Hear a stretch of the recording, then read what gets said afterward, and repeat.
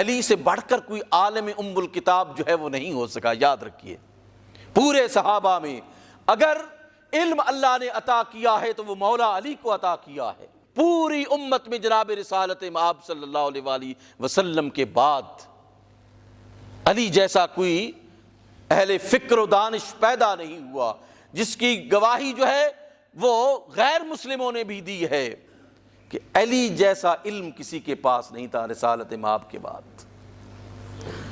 علی جیسا عالم ام الکتاب کوئی نہیں تھا. قرآن کے مزاج کو سمجھنے والا علی سے بڑھ کر کوئی نہیں تھا صحابہ کرام میں.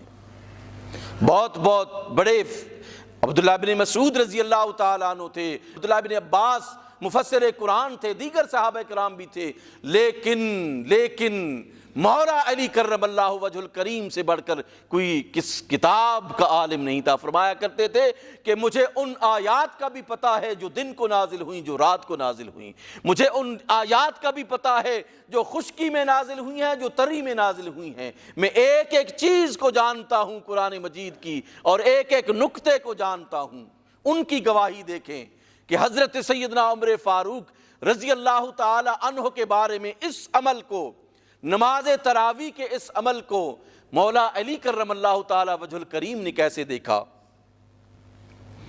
جب نماز تراویح ادا کی جاتی تھی تو ایک دن حضرت مولا علی کرم اللہ تعالی وجہ الکریم, پہلی رات کا ذکر ہے, آپ آئے اور دیکھا کہ لوگ کثیر تعداد میں مسجد نبوی میں یہ نماز ادا کر رہے ہیں اور قندیلیں روشن ہیں, مصباح روشن ہیں, مصابیح روشن ہیں, ہر طرف روشنی ہی روشنی ہے, اور لوگ اس روشنی میں نماز تراویح ادا کر رہے ہیں, قرآن کی تلاوت کر رہے ہیں.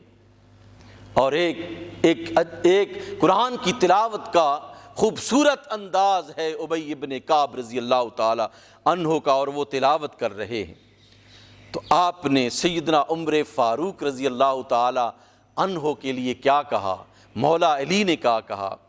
آپ نے فرمایا نور اللہ لک یا عمر بن الخطاب فی قبرک, اے عمر بن خطاب اللہ تیری قبر کو منور فرمائے, تیری قبر کو روشن فرمائے.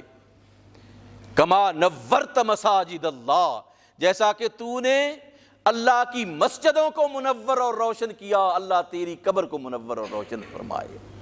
یہ مولا علی کی گواہی ہے. مولا علی جو سب سے بڑے عالم کتاب ہیں, کہ حضرت عمر فاروق رضی اللہ تعالیٰ عنہ نے یہ جو عمل کیا, یہ بہترین عمل ہے مسجدوں کو آباد کرنے کا, یہ بہترین عمل ہے قرآن مجید کی محافظت کا, یہ بہترین عمل ہے. آج لاکھوں نہیں, آج تک کروڑوں حفاظ اور قراء پیدا ہو چکے ہیں. نماز تراویح لاکھوں کی تعداد میں پوری دنیا میں بھی آج پڑھی جاتی ہے. مسجد نبوی میں بھی اس تراویح ادا کی جاتی ہیں. اسی طرح کعبۃ اللہ میں بھی اس تراویح ادا کی جاتی ہے. تمام ائمہ کرام کا, امام احمد بن حنبل ہوں, امام ابو حنیفہ ہوں, امام شافعی ہوں, امام احمد ہوں, جتنے بھی امام ہیں, خود امام مدینہ حضرت مالک بن انس رضی اللہ تعالیٰ مدینے کے امام تھے. مدینے میں ساری زندگی رہائش پذیر رہے, مدینے میں مسجد نبوی میں اور روضہ رسول کے سامنے بیٹھ کر پڑھایا کرتے تھے اپنے شاگردوں کو, اور کہا کرتے تھے کہ دنیا جو ہے وہ ادھر ادھر ہو سکتی ہے, دنیا لوگ جھوٹ بول سکتے ہیں, لیکن اس صاحب مزار نے کبھی بھی زندگی میں جھوٹ نہیں بولا ہے. اس طرح رسول اللہ کے عاشق تھے, رسول اللہ کے پاس بیٹھ کر جو ہے وہ پڑھایا کرتے تھے, رسول اللہ سے فیض حاصل کیا کر. ان کے نزدیک بھی, بلکہ روایات میں آتا ہے کہ وہ 36 کے قریب جو ہے وہ نماز تراویح ادا کرتے تھے, 36 رکعتیں ادا کیا کرتے تھے.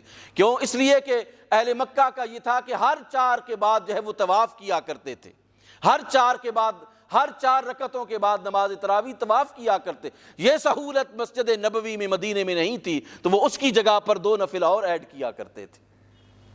ہم ہیں کہ بس 8 ہیں, 8 کے علاوہ نہیں ہے بھائی۔ یہ اللہ کا حکم اگر واجب ہوتا تو تم گناہگار ہوتے۔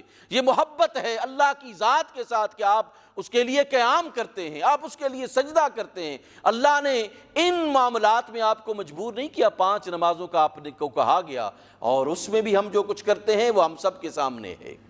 ذرا سی بیماری آتی ہے لیٹ جاتے ہیں، اور ذرا سی مشکل آتی ہے خدا کو بھول جاتے ہیں، لیکن یہ رمضان المبارک ہے، یاد رکھیے یہ ہر سال آتا ہے، ہمیں جگانے کے لیے آتا ہے، ہمیں ریوائیو کرنے کے لیے، ہمارے بیہیویئرز کو ریوائیو کرنے کے لیے آتا ہے کہ یہ تم اپنے آپ کو درست کر لو۔ اللہ کی ذات کے ساتھ محبت، رسول کے ساتھ محبت، اس محبت کو جو ہے وہ ری آرگنائز کرو۔ دنیا کی محبت کو چھوڑو، یہ چند دن کی زندگی ہے، اس نے ختم ہو جانا ہے، لیکن اللہ کی ذات کے ساتھ محبت جو ہے وہ ہمیشہ رہنے والی ہے، اللہ کے رسول کے ساتھ محبت جو ہے وہ ہمیشہ رہنے والی ہے، اور یہ کامیاب محبت ہے۔ یاد رکھیے کہ اختلافات میں جو پڑ گئے وہ تباہ و برباد ہو گئے، اختلاف میں جو پڑ گئے ان کا دین ختم ہو گیا، جو اختلافی مسائل کا شکار ہو گئے ان کی دنیا بھی جاتی رہی، ان کی آخرت بھی جاتی رہی۔ جو عمل کی طرف راغب رہے، جس کو جہاں کہیں سے ملا وہ لے لے اور اس کے مطابق وہ عمل کرے۔ اگر فرض کریں کہ کوئی ایسے لوگ ہیں جو نہیں مانتے اس سسٹم کو، لیکن وہ محبت خدا و رسول میں جتنے بھی نوافل ادا کرتے ہیں وہ قابل قبول ہیں عند اللہ، لیکن اگر ہم حنفی ہیں، ہم شافی ہیں، ہم مالکی ہیں، ہم حنبلی ہیں، تو پھر ہمیں دیگر معاملات میں جب ہم ان ائمہ کو فالو کرتے ہیں تو اس معاملے میں بھی ہمیں اذنی ائمہ کو فالو کرنا چاہیے۔ یہ نہیں ہے کہ آدھا ادھر سے لیا، آدھا ادھر سے لیا، آدھا ادھر سے لیا۔ اپنے جو ہے وہ دین کو اس طرح مکمل نہ کیجئے۔ ایک امام کے پیچھے جب آپ چلتے ہیں ان کی تمام چیزوں کو فالو کریں۔